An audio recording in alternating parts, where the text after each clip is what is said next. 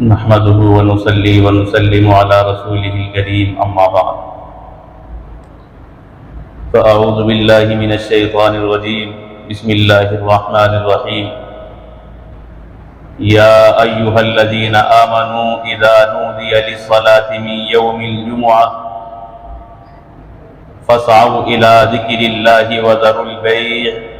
ذلكم خير لكم إن كنتم تعلمون صدق اللہ العظیم۔ حاضرین،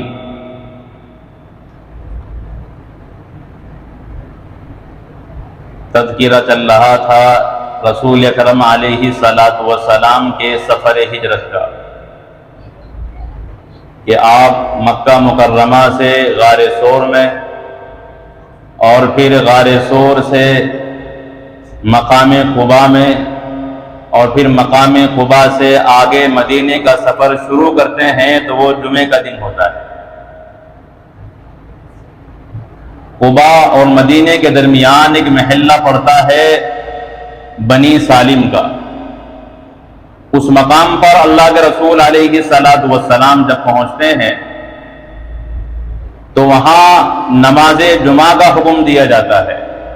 رسول اکرم علیہ الصلاۃ والسلام اسی بنی سالم کے محلے میں سب سے پہلی نماز جمعہ ادا فرماتے ہیں اور خطبہ بھی بیان فرماتے ہیں۔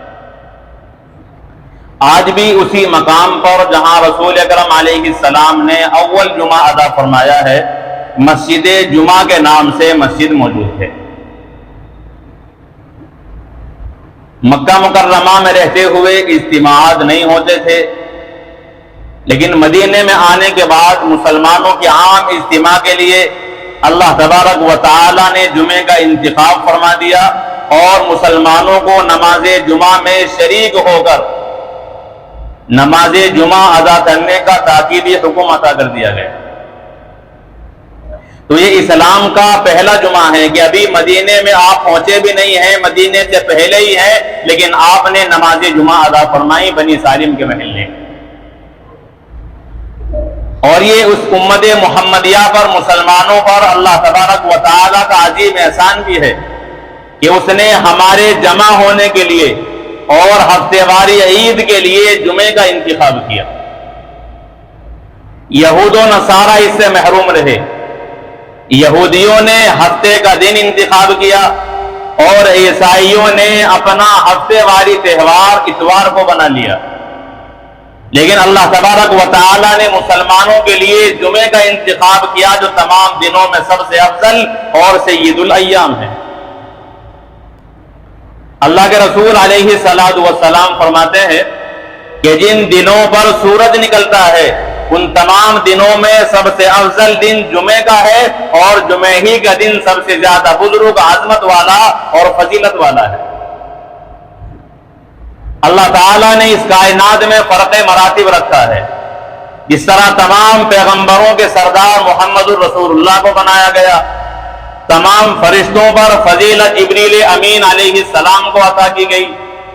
اور مہینوں پر سرداری رمضان کو عطا کی گئی، اور راتوں میں سب سے زیادہ فضیلت والی رات شب قدر کو قرار دیا گیا، اسی طرح دنوں میں سب سے افضل دن اللہ کے رسول علیہ السلام نے جمعے کو قرار دیا۔ جمعہ یہ ہفتے میں ایک مرتبہ آتا ہے۔ قریش جو نبی کریم علیہ الصلاۃ والسلام کا خاندان اور آپ کا قبیلہ ہے، نبی کریم علیہ الصلاۃ والسلام کے آنے سے پہلے ہی وہ لوگ جمعے میں اہتمام کرتے تھے جمع ہونے کا۔ اللہ کے نبی علیہ الصلاۃ والسلام کے دادا ہیں جو آپ سے 560 سال پہلے وفات پا چکے تھے، کعب بن لوئی۔ وہ اللہ کے نبی علیہ الصلاۃ والسلام کے دادا جمعے کے دن قریش کو اکٹھا اور جمع کرتے اور ان کے سامنے خطبہ دیا کرتے تھے، اور نبی کریم علیہ السلام اپنے پوتے کے آنے سے 560 سال پہلے انہیں خوشخبری دیا کرتے تھے کہ میری اولاد میں آخری نبی محمد الرسول اللہ صلی اللہ علیہ وسلم مبعوث کیے جائیں گے۔ جہاں اہل عرب اور مکے والے کفر و شرک میں مبتلا ہو چکے تھے، اللہ کے نبی علیہ الصلوۃ والسلام کے یہ دادا اس وقت بھی ایک اللہ ہی کی عبادت کے قائل بھی تھے اور ایک اللہ ہی کی عبادت اور پرستش کرتے بھی تھے اور لوگوں کو اسی کی تعلیم دیتے تھے۔ انہوں نے ہی اس دن کا سب سے پہلے نام جمعہ رکھا ہے۔ اس سے پہلے اس دن کو کہا جاتا تھا عروبہ۔ تو آپ کے دادا ہی نے سب سے پہلے فرمایا کہ یہ عروبہ نہیں بلکہ جمعہ ہے، جیم اور میم کے پیش کے ساتھ جمعہ، اسی طرح میم کے سکون کے ساتھ جمعہ، میم کے زبر اور زیر کے ساتھ جمعہ یا جمعہ، یہ کئی طریقے سے پڑھا گیا ہے، لیکن ہمارے ہاں جو جمعہ استعمال کیا جاتا ہے عین اور ہاں بالکل ختم کر دیا جاتا ہے، وہ بھی غلط ہے، اور اس سے بڑھ کر عظیم غلطی وہ جمعے کی ہے۔ بہرحال جمعہ صحیح لفظ ہے، ہمارا 8 دن آتے بھی ہیں اور نماز کی نیت بھی باندھتے ہوں گے مگر جمعہ ہی کہتے ہوں گے۔ تو اصل لفظ کا صحیح استعمال کیا جائے جو قرآن میں اللہ نے استعمال کیا جمعہ، تو نماز میں بھی ہم استعمال کریں، نیت بھی باندھیں اور نماز کا نام بھی غلط استعمال کریں، تو اس سے زیادہ غفلت کوئی اور نہیں ہو سکتی کہ 8 دن میں جس نماز کے لیے آئے ہیں اس نماز کی نیت بھی صحیح الفاظ کے ساتھ نہیں باندھی گئی۔ بہرحال جمعہ یہ لفظ جمع سے بنتا ہے۔ اس دن کے نام رکھنے کی مختلف وجوہات بیان کی گئی ہیں۔ ایک تو یہ کہ حضرت آدم علیہ السلام کو جب تخلیق کیا گیا تو پوری روئے زمین کی مٹی لی گئی۔ یہی وجہ ہے کہ جس طرح زمین کہیں نرم ہوتی ہے، کہیں سرد ہوتی ہے اور اس کے رنگ بھی مختلف ہوتے ہیں، تو چونکہ حضرت آدم علیہ السلام کو تمام زمین کے خلا سے اور اس کے روئے زمین کے مختلف ذرات سے تخلیق کیا گیا ہے، اس لیے آدم علیہ السلام کے اولاد میں کچھ سخت مزاج بھی ہے، کچھ کے اندر نرمی بھی ہے، اور رنگ بھی زمین کی طرح مختلف ہے، کوئی کالا ہے، کوئی گورا ہے، کوئی گندمی رنگ کا ہے، کوئی زیادہ چمکدار ہے، تو مختلف رنگتیں ہیں، مختلف خاصیتیں ہیں، اور انسان کے قلوب کی جو سختی یہ نرمی ہے یہ اسی کا اثر ہے کہ زمین کے مختلف ذرات اور مختلف حصوں سے مٹی لے کر حضرت آدم علیہ السلام کو بنایا گیا۔ تو دنیا کے مختلف جگہوں سے مٹی کو جمع کیا گیا ہے اور وہ جمع کیا گیا تھا جمعے کے دن، اس لیے حضرت آدم علیہ السلام کو جمعے کے دن بنایا گیا عصر کی نماز کے بعد، اس لیے اس دن کو جمعہ کہا جاتا ہے۔ اور بعد فرماتے ہیں کہ آدم علیہ السلام کے جسم کو بنا دیا گیا، ابھی اس کے اندر روح نہیں ڈالی گئی تھی، اللہ تعالیٰ نے جمعے کے دن عصر کی نماز کے بعد حضرت آدم علیہ السلام کے قالب اور جسم کے اندر روح ڈالی ہے، تو روح اور جسم ایک دن جمع ہو گئے ہیں، تو چونکہ وہ جمعے کا دن تھا اس لیے اسے جمعہ کہا جاتا ہے۔ اور بعد فرماتے ہیں کہ حضرت حوا کو بنایا گیا، حضرت آدم اور حضرت حوا دونوں جمعے کے دن جمع ہوئے، اسی لیے اسے جمعہ کہتے ہیں۔ اور ایک وجہ یہ بیان کی گئی ہے کہ جمعے کے دن ہی اللہ تعالیٰ میدان محشر میں تمام لوگوں کو جمع کریں گے، تو وہ جمعے کا دن ہوگا، اجتماع کا دن ہوگا، اسی لیے اسے جمعہ کہا جاتا ہے۔ بہرحال مختلف وجہ تسمیہ اس کی بیان کی گئی ہے، کوئی بھی ہو خلاصہ یہ ہے کہ اس کے معنی آتے ہیں جمع ہونے کے۔ لوگ مختلف محلوں سے، مختلف مکانات، گاؤں دیہات سے ایک جگہ مسجد میں جمع ہوتے ہیں کثرت کے ساتھ، اسی لیے اس کو جمعہ کہا گیا۔ تو اللہ کے نبی علیہ السلام نے اس کی عظمت کو بیان کیا۔ ایک حدیث میں آپ نے فرمایا کہ حضرت آدم علیہ السلام کو جمعے کے دن پیدا کیا گیا، جمعے ہی کے دن آپ کو جنت کے اندر بھیجا گیا، اور جمعے ہی کے دن جنت سے زمین پر خلافت عرضی کے لیے اتارا گیا، اور جمعے ہی کے دن اللہ تعالیٰ قیامت قائم فرمائے گی۔ تو یہ جمعے کی عظمت اور فضیلت بیان کی گئی مختلف اطوار سے، مختلف طرق سے۔ اسی طرح اللہ کے رسول علیہ السلام فرماتے ہیں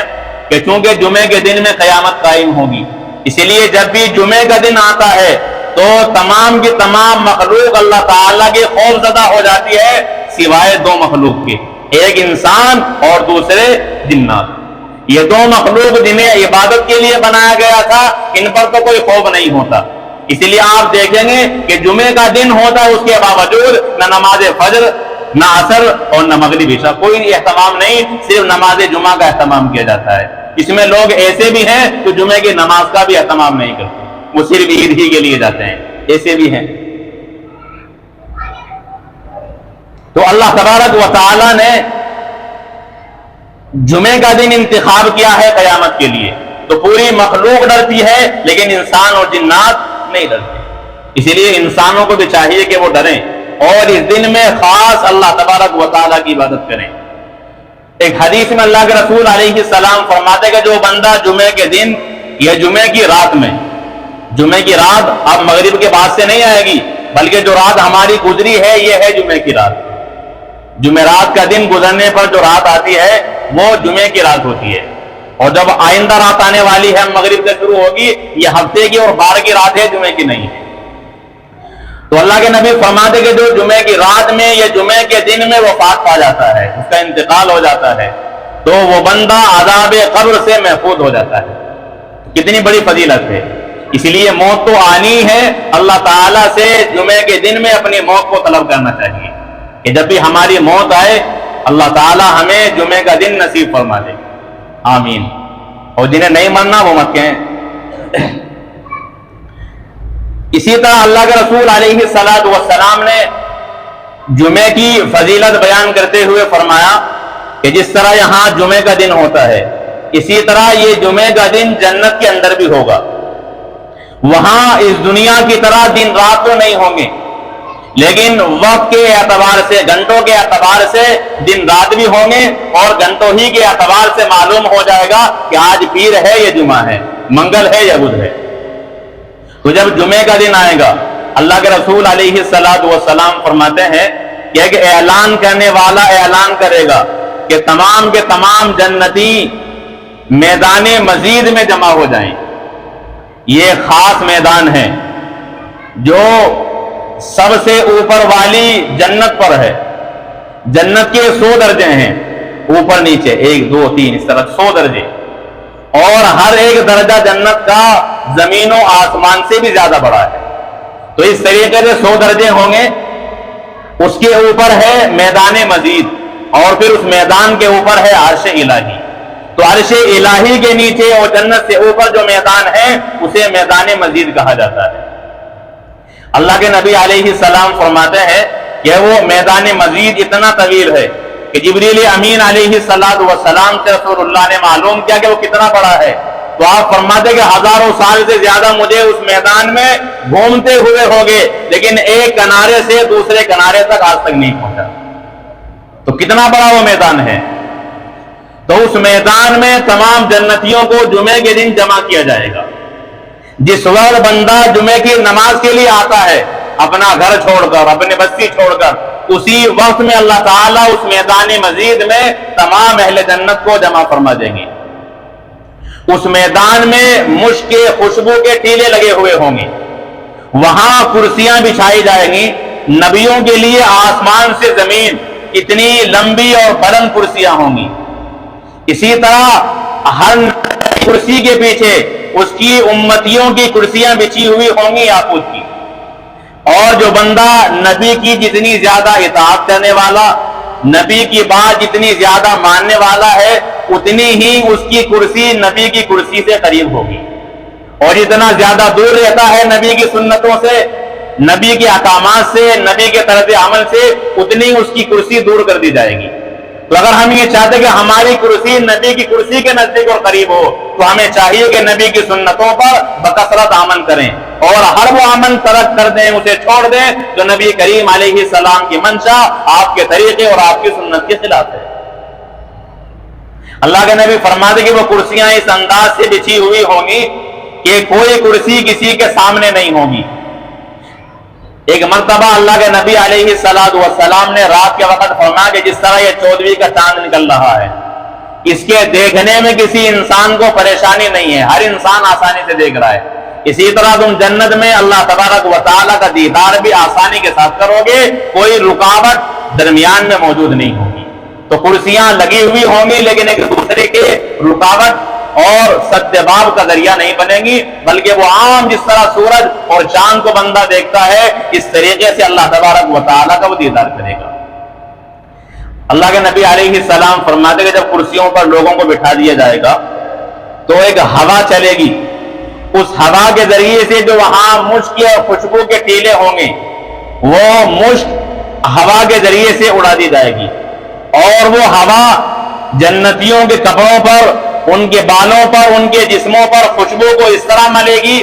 کہ دنیا میں جس عورت کے پاس دنیا کی تمام خوشبوئیں ہوں وہ عورت بھی خوشبو کا استعمال اتنا نہیں جانتی جتنا خوشبو کا استعمال وہ ہوا جانتی ہوگی۔ شاندار طریقے سے اہل جنت کو وہ خوشبو لگائے گی۔ پھر اللہ تبارک و تعالی وہاں اہل جنت کے سامنے جلوہ افروز ہوں گے اور فرمائیں گے کہ بتاؤ تم نے دنیا کے اندر میری اطاعت کی، فرما برداری کی، اب بتاؤ کہ تمہیں کیا انعام دیا جائے۔ اور آدمی کہے گا باری تعالیٰ ہمیں جنت میں سب کچھ مل گیا ہے، کوئی چیز ایسی ہے ہی نہیں ہے کہ جو جنت کے اندر موجود نہ ہو، بس آپ ہم سے راضی ہو جائیں۔ اللہ تعالیٰ فرمائیں گے کہ میں راضی تو ہو چکا، اگر راضی نہ ہوتا پھر جنت میں تمہارا داخلہ بھی نہیں ہو سکتا تھا، کچھ اور سوال کرو۔ اب اہل جنت ایک دوسرے سے سوالات کرنا شروع ہوں گے۔ اب وہاں بھی جس طرح دنیا میں علماء کی ضرورت ہے، اسی طرح علماء کی ضرورت جنت میں جانے کے بعد بھی پڑے گی۔ اب علماء سے معلوم کیا جائے گا کہ کون سی چیز باقی ہے جو ہم اللہ تعالیٰ سے مانگتے ہیں۔ اب علماء اسلام اور انبیاء علیہ السلام کے وارثین یہ ورثاء انبیاء علماء فرمائیں گے کہ ابھی اللہ تعالیٰ کا دیدار نہیں ہوا، اللہ تعالیٰ سے کہو کہ ہمیں اپنا دیدار کرائیں۔ چنانچہ پھر اہل جنت دیدار الہی کے مشتاق ہوں گے اور اللہ تعالیٰ سے درخواست کریں گے تو حجابات درمیان سے ہٹائے جائیں گے اور ہر جنتی اللہ تعالیٰ کا دیدار کرے گا۔ حجابات ہٹنے پر اگر اہل جنت کے لیے یہ فیصلہ نہ ہو چکا ہوتا کہ ہر جنتی ہمیشہ رہے گا تو تمام کے تمام دیدار کرنے والے خاکستر ہو جاتے، جل جاتے، اللہ تعالیٰ کا دیدار نہ کر سکتے۔ لیکن جنتی کو اللہ تعالیٰ نے ہمیشہ کے لیے بنایا ہے، اس کی آنکھ بھی ایسی ہوں گی جو اللہ تعالیٰ کا دیدار کرنے کی طاقت رکھتی ہوں گی۔ دنیا میں کوئی دیدار نہیں کر سکتا، موسیٰ علیہ السلام بے ہوش ہو گئے تھے، لیکن وہاں آنکھوں کو، بینائی کو طاقت اور پاور ایسی دی جائے گی کہ بندہ وہاں اللہ تعالیٰ کا آسانی کے ساتھ دیدار کر سکے گا۔ بہرحال جب وہاں دیدار سے فارغ ہو چکے ہوں گے تو اللہ کے نبی علیہ السلام فرماتے کہ جب اپنے گھر والوں کے پاس جائیں گے وہ کہیں گے کہ تمہاری حسن و جمال میں پہلا اتنا اضافہ نہیں تھا جتنا آج موجود ہے۔ وہ کہیں گے کہ یہ تمام کا تمام دیدار الہی کا اثر ہے۔ اللہ کے نبی علیہ السلام فرماتے کہ جب خطبہ خطیب دینے کے لیے کھڑا ہوتا ہے اس وقت نماز پڑھنا جائز نہیں ہے، بات کرنا جائز نہیں ہے، درود پڑھنا جائز نہیں ہے، قرآن کی تلاوت جائز نہیں ہے، بلکہ ضروری ہے کہ جو خطبہ دیا جا رہا ہے اس کی طرف متوجہ ہو اور دل کے کانوں سے خطبہ سنیں۔